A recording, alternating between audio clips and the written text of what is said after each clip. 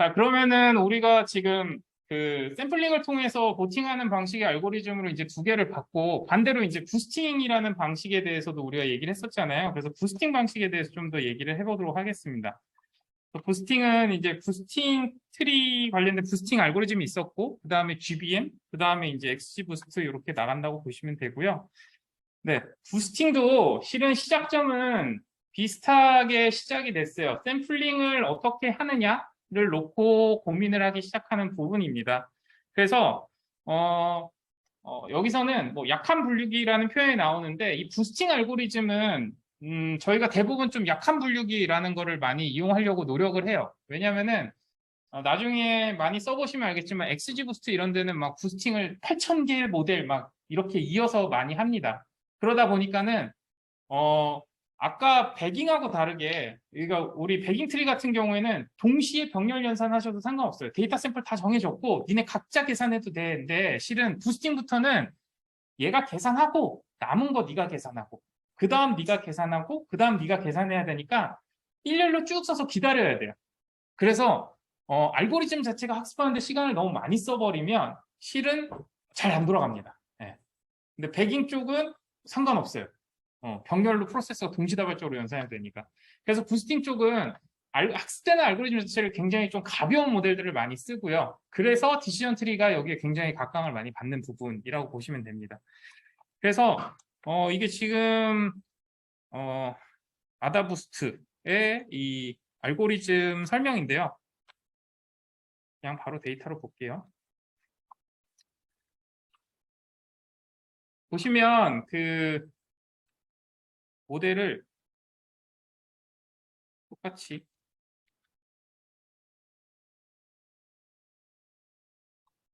네, boost.py 파일을 실행하시면 됩니다. 지정된 파일을 찾을 수 없습니다.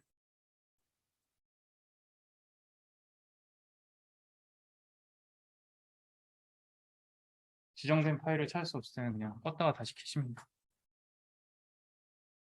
여기는 제가 함수를 좀 많이 만들어 놨어요. 함수를 많이 만들어 놓은 게 디스플레이를 좀 극적으로 해보려고 작년에 좀 많이 만들었는데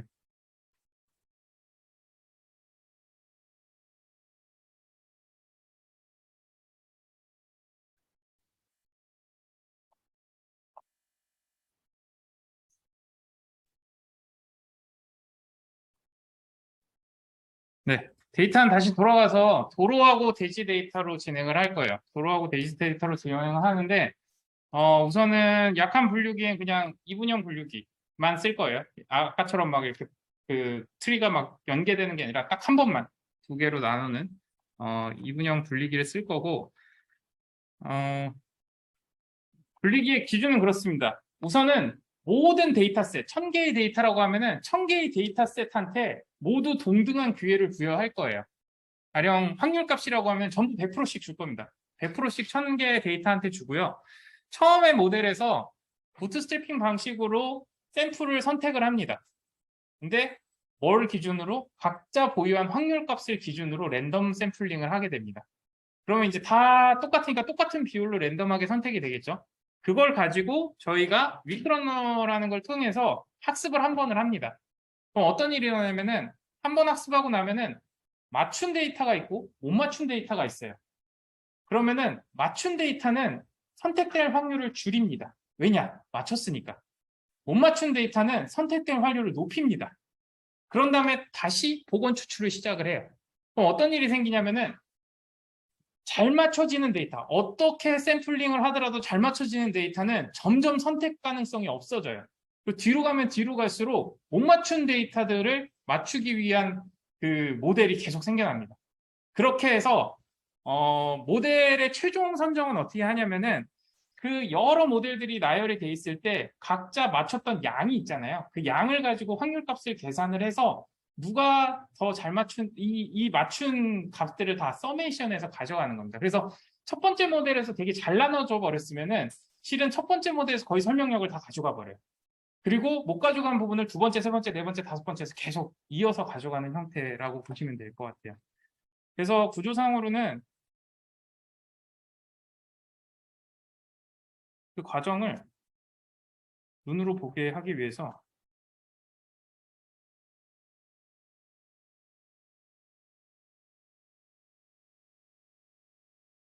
코드를 길게 짜놨더라고요.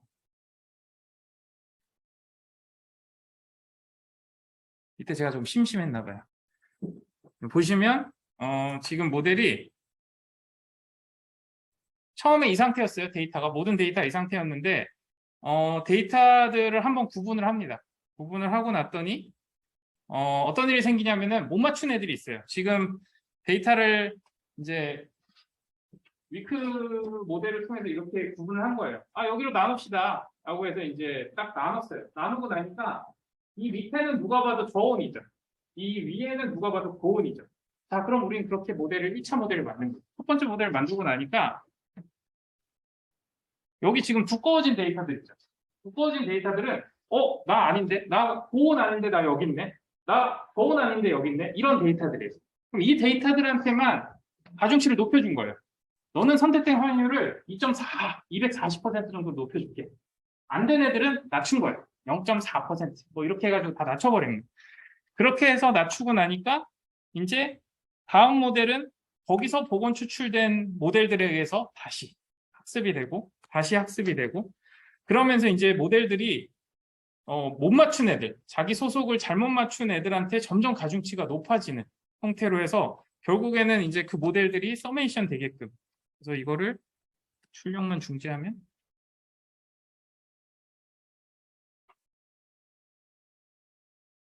네, 100번의 모델을 순차적으로 돌면서 점점 데이터에 대한 그 선택 가중치가 계속 변합니다. 계속 변해서 네, 계속 변하면서 이제 이 선택 받아야 되는 프로버빌리티가 계속 변하는 거예요. 각 레코드별로. 네, 레코드별로 이게 업데이트가 계속 됩니다. 그렇게 해서 최종 모델은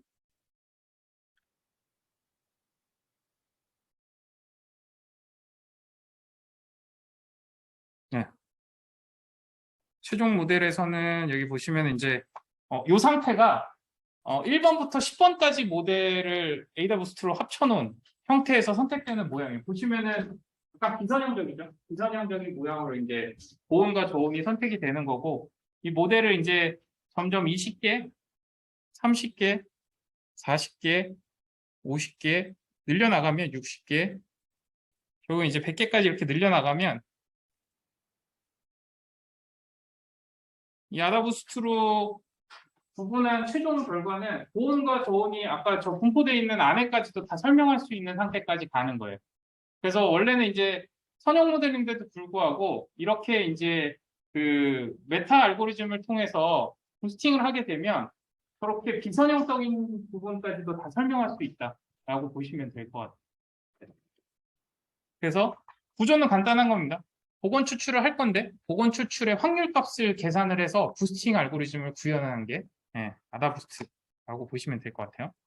네, 그래서 뭐 알고리즘을 나중에 서메이션하는 방식이라든가 이런 것들 여기 설명이 되어 있고 여기 보시면 이제 처음에는 확률 값이 요 가운데처럼 다 1로 이렇게 저기 되어 있다가 이게 이제 틀린 데이터셋만 2배씩 이제 늘어나는 형태로 이렇게 이제 그 확률 값이 계속 바뀝니다. 그래서 저것도 데이터를 보시면 네, 최종 모델이 단위치로 계산이 되고요. 그 다음에 이거 계산할 때 중간에 저희가 그 알파 값이라는 걸 계속 계산해 와요. 각 모델에서 알파 값을 계산해 와서 그건 나중에 피처 임포터스를 계산하기 위한 용도로 사용을 합니다. 네, 어떤 모델에서 선택이 됐느냐라는 거고 이제 러닝 레이트 같은 경우에는 우리가 보통 그냥 1을 쓰는데 러닝 레이트도 좀 변경해서 쓰는 경우들도 있습니다.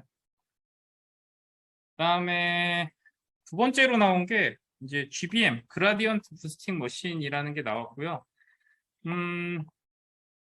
아까 아다부스트 같은 경우에는 저희가 그 저기 복원 추출하면서 틀린 것들한테 이제 가중치를 더했다면 GBM에서는 이제 다음 모델한테 무엇을 줄 것이냐라는 거가 이제 질문 사항이었습니다. 이거 말고 이렇게 랜덤 샘플링에서 샘플링 가중치를 높이는 거 말고 다른 방식으로 이거를 더 잘 풀어가는 방법이 없을까라는 게 이제 문제였고 혹시 뭐 경사하강법에 대해서는 뭐 뉴럴 네트워크나 이런 데서도 많이 얘기하고 그 최적화 쪽에서도 얘기를 하니까 경사라는 거에 대한 개념은 아셔야 돼요. 아셔야 되는데 뭐 고등학교 때 지금 다 공대 출신이시고 하니까 잘 아시겠지만 이제 기울기에 대한 얘기입니다. 그래서 기울기에 대한 얘기고 저희가 뭐 미분법을 쓰거나 여러 가지 방법론에 의해서 이제 경사하강을 많이 얘기를 하는데 이런 그림들을 굉장히 많이 봐요. 그래서 많이 보는데 이거를 좀만 이해하시면 여러분들이 뭐 이거 나중에 뉴럴 네트워크에서 보시는 게 더 낫긴 한데 여러분들이 변경 가능한 변수들이 있어요. 그 변수들이 밑에 평면이라고 보시면 돼요. 선택하는 변수들. 내가 변경할 수 있어. 변경할 수 있는 거고. 근데 그 변경할 수 있는 변수를 뭐가 정답인지 모르겠으니까 아무 데서나 시작을 한 거예요. 그게 저 시작 포인트입니다. 시작 포인트. 근데 이렇게 공간이 만약에 다 보인다고 하면 여러분은 이 공간의 y 요 축은 뭐냐면은 여러분 모델의 에러예요. 에러. 그럼 에러가 높으면 높을수록 에러가 많은 거고 밑으로 가면 밑으로 갈수록 에러가 적은 거예요. 그러면 실은 여러분들이 찾아야 하는 답은 여기입니다. 에러가 제일 적은 이 위치를 찾으면 돼요. 이 위치에 요 변수값하고 요 변수값이 뭔지만 알면 실은 여러분들이 최저값을 찾은 겁니다. 네. 근데 그라디언트 디센트에서는 왜 그라디언트 디센트를 우리가 하게 되냐면은 실은 우리가 이 위치에 있을 때 이 전체의 굴곡을 알 수가 없어요. 왜냐면은 여러분들 별수가 만약에 100개, 200개 된다. 그러면 이걸 다 계산하려고 그러면은 10만 년이 지나도 계산이 안 돼. 그러다 보니까 뭐만 할 수 있냐면은 요 위치에 딱 떨어졌을 때 요 발 밑에 기울기만 느낄 수 있는 거예요. 아무것도 안 보여요. 그냥 암흑 같은 곳에서 내가 여기 딱 서 있는데 요 공간이 이쪽으로 좀 기울어져 있네. 요 정도만 알 수 있는 상태라고 보시면 되는 거예요. 그러면 우리는 더 밑으로 내려가야 되니까 그 위치에서 가장 많이 기울어진 쪽으로 좀 더 이동하자라는 논리로 만들어진 게 경사하강법입니다.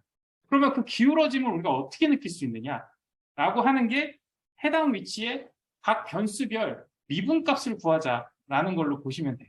네. 이해되시나요? 그러면은 우리가 기울기가 미분이잖아요. 그러면은 요 변수 방향으로 미분을 하고 저 변수 방향으로도 미분을 하면 각 변수별 편미분을 다 만들어 놓고 나면 어느 쪽이 기울기가 가장 많은지 어느 쪽이 적은지를 알고 많이 기울어진 쪽으로 더 많이 이동하는 그런 방식을 저희가 이제 경사하강법이라는 최적화 방법론에서 얘기를 하는데 여기도 마찬가지였어요.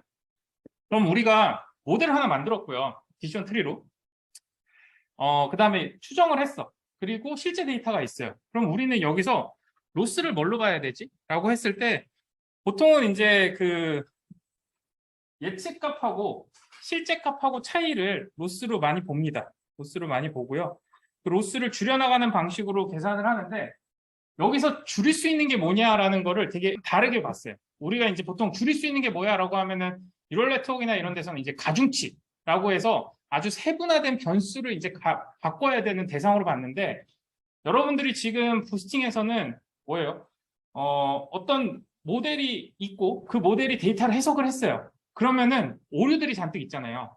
그러면은 그 오류에서 내가 바꿔야 되는 거는 이 모델을 바꿔야 되는 거예요. 이 모델을 바꿔서 정답에 가까워지게 해야 된다라는 게 이제 생각이었어요. 그 생각을 가지고 보니까 이렇게 연계가 되는 거예요. 그냥 원래 실제 데이터랑 모델의 차이값이 이거의 2분의 1이 우리가 원하는 로스인데 그 로스를 최소화시키려다 보니까는 뭘로 미분을 했냐면 이 fx 자체를 했어요. 모델 자체를 이제 미분을 하고 나니까 뭐가 되냐면은 실제 값에서 모델이 예측한 값을 뺀 잔차. 이 잔차가 만큼만 이동을 하면 잔차만큼만 이동하면 모델이 정답이 되겠다. 똑같은 얘기죠. 네. 그러니까 이 모델이 틀린 값에 대해서 새로운 모델이 그거를 예측해낼 수 있으면 얘가 로스를 최소화시킬 수 있겠다라고 판단을 한 거예요. 왜냐면은 이거는 지금 어떤 가중치를 바꾸자는 게 아니라 근본적으로 모델 하나를 더 추가해서라도 이 로스를 해결하자라는 게 목적이다 보니까 그래서 여러분들이 실은 로스 펑션을 뭘로 결정하냐에 따라서 이 경사하강법은 결과물이 되게 많이 바뀝니다. 많이 바뀌는데 여기서는 어쨌든 우리가 모델을 계속 추가할 수 있기 때문에 그 추가하려는 모델이 무엇을 어떤 방향으로 가는 게 가장 좋은 방향이냐라고 했을 때 당연히 잔차를 해석하는 방향이 제일 좋은 방향이다라고 결정을 한 거고요. 이게 이제 모델에 따라서 조금씩 다 차이는 있습니다. 차이는 있는데 좀 더 상세하게 보면은 저 위에 보시면 그라운드 트루스라고 해서 저게 실제 데이터예요. 그래서 원래는 초록색 같은 모델이 나와야 실제 데이터를 가장 잘 맞춥니다. 근데 우리가 쓰는 디시전 트리에서는 초록색 같은 모델을 만들어낼 수가 없어요. 그러다 보니 트리 모델을 먼저 사용을 하죠. 그럼 첫 번째 트리 모델을 사용하면은 이렇게 학습한 결과가 나와요. 이렇게 학습한 결과가 나오면은 요 사이에 지금 잔차들이 존재하잖아요. 이 잔차들만 빼서 다시 차트를 만들면 이런 형태의 새로운 데이터셋이 만들어지는 겁니다. 이 데이터셋을 설명하는 두 번째 트리를 학습을 하는 거예요. 그리고 세 번째, 그렇게 네 번째. 그렇게 하게 되면 우리가 이제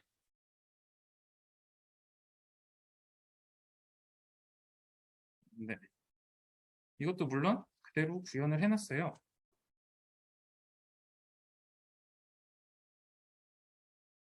그래서 원래 이런 데이터인데 이번에는 저희가 그냥 그 온도 차이만 학습하는 도를 가지고 해가지고 돌려보시면 이제 처음 모델은 나눠보면 저 위치에서 나눴을 때 위의 값의 평균값이랑 왼쪽 값의 저평균값이 가장 잔차가 적은 거예요. 잔차가 적은 모델인 거고 이거를 이렇게 한번 나누고 그럼 그 잔차들만 다시 모아가지고 두 번째 모델을 그려보면 여기서 나누고 이거 이제 계속 반복을 하는 거예요. 점점 이제 잔차를 줄여나가는 거죠. 이 과정으로. 이걸 이제 반복을 하시면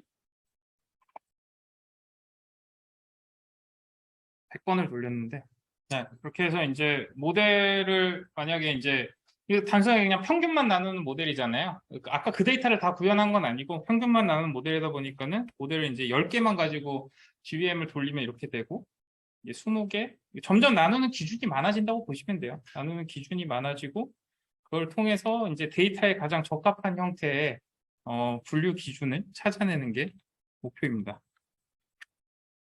목표고 이제 사이클론 같은 경우에는 이거를 그냥 평균값이 아니라 여기 보시면은 리그레션을 넣었어요. 리그레션을 넣게 되면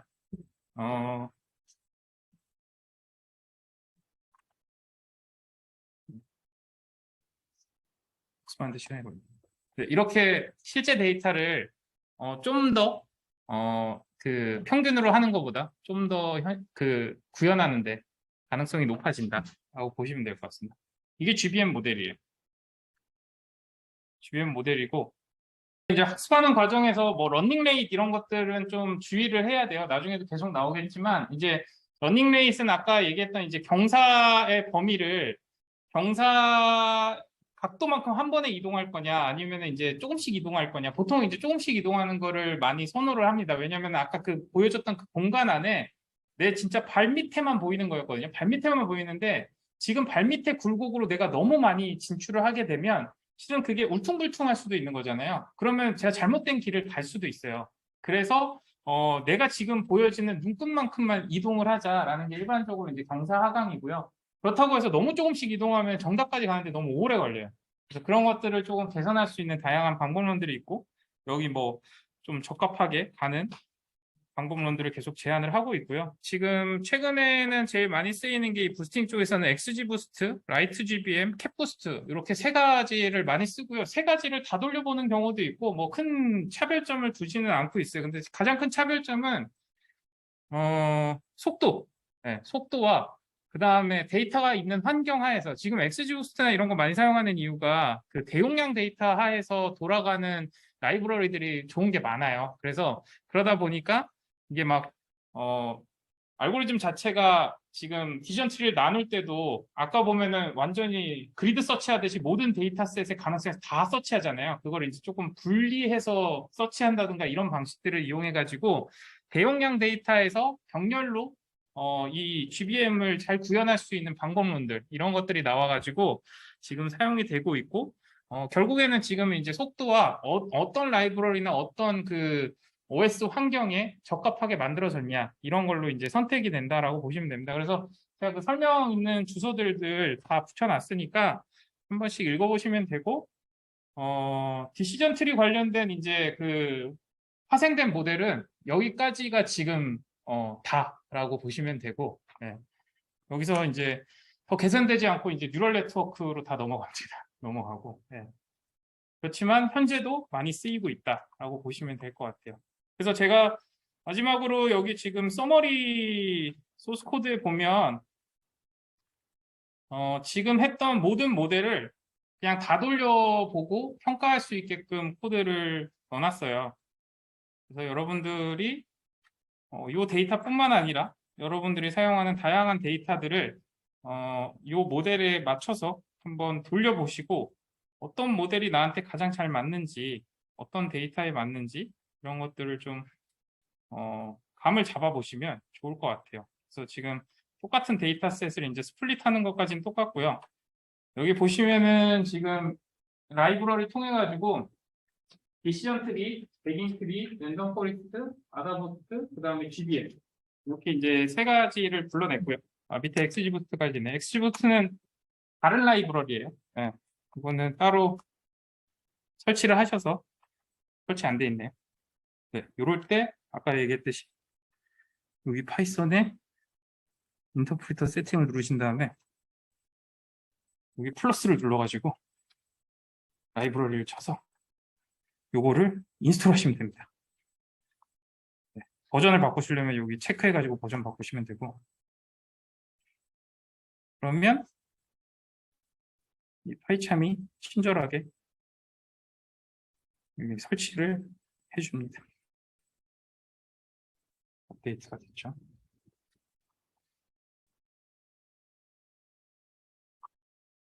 보시면 이제 문제 없어졌어요. 라이브러리 설치가 완료됐기 때문에 문제 없어졌고, 그 다음에 저는 개인적으로 이런 거 비교할 때 딕셔너리 구조체를 많이 써요. 이 딕셔너리 구조체가 많은 걸 담을 수 있어요. 그게 이제 뭐 라이브러리 담을 수 있고 뭐가 됐든 클래스 담을 수 있고 해서 여기에 이제 딕셔너리 구조체를 만들고 이런 식으로 이제 나는 디시전 트리랑 베깅 트리랑 랜덤 포레스트랑 아다부스트랑 GBM을 돌릴 거야 라고 하고 그 모델들을 이렇게 선언해 주면 제가 선언한 모델 안에 이렇게 각자 들어가 있습니다. 이거 하나 안에 모델이 다 들어가 있고요. 네. 이렇게 돼 있는 상태에서 저 모델들을 다시 학습을 시키면 됩니다. 같은 데이터에 대해서. 학습을 시키고 피처 임포터스도 구하고 중요도도 구하고 하면 이제 이렇게 해서 돌리시면 그 각각의 학습 시장 같은 것도 알 수 있고요. 그 다음에 이제 트레이닝 데이터에 대한 정확도 아까 보여줬던 우리 매트릭스를 다 한 번에 계산해가지고 내가 선택한 데이터에 대해서 어떤 모델이 좀 더 설명력이 높은지 그거에 따른 이제 퍼포먼스 차이가 어디서 나는지 나는 어떤 걸 선택하는지 이런 것들 결정할 수 있고요. 이 안에 저희가 돌아가고 있는 거군요. 네. 이 안에 저희가 이제 다른 모델들도 다 추가해서 이렇게 보셔도 돼요. 그래서 이제 모델 리포트 보시면은 지금 계속 돌아가고 있는 거라서 디시전 트리, 베깅 트리 같은 경우 이제 100개 모델에 대해서 4초 동안 계산을 했고 그 다음에 이제 트레인에 대해서 컴퓨션 매트릭스가 보이나요? 네. 계산된 내용들 이렇게 볼 수가 있습니다. 그래서 네. 그 다음에 정확도 부분 100%네요. 컴퓨션 매트릭스도 네, 나오고 이렇게 해서 이제 랜덤 포레스트 파로 다 이 안에 들어가 있어요. 그래서 요거를 가지고 비교를 해서 어떤 모델이 적합한지 보시면 좋을 것 같습니다. 네. 그러면은 마지막으로 정리하자면 저희가 오늘은 디시전 트리 그리고 디시전 트리에서 이제 파생된 알고리즘 그게 이제 왜 나왔고 어디까지 갔는지 이걸 이제 쭉 훑어봤고요. 여러분 연구에 한 번씩 활용해 보시고 의견을 좀 주시면 좋을 것 같아요. 좋을 것 같고 다음 시간에는 이제 소프트 벡터 머신을 다 같이 한번 둘러보고 그 다음에 이제 뉴럴 네트워크로 넘어가는 것으로 진행을 하도록 하겠습니다. 여기까지 오늘 마치도록 하겠습니다.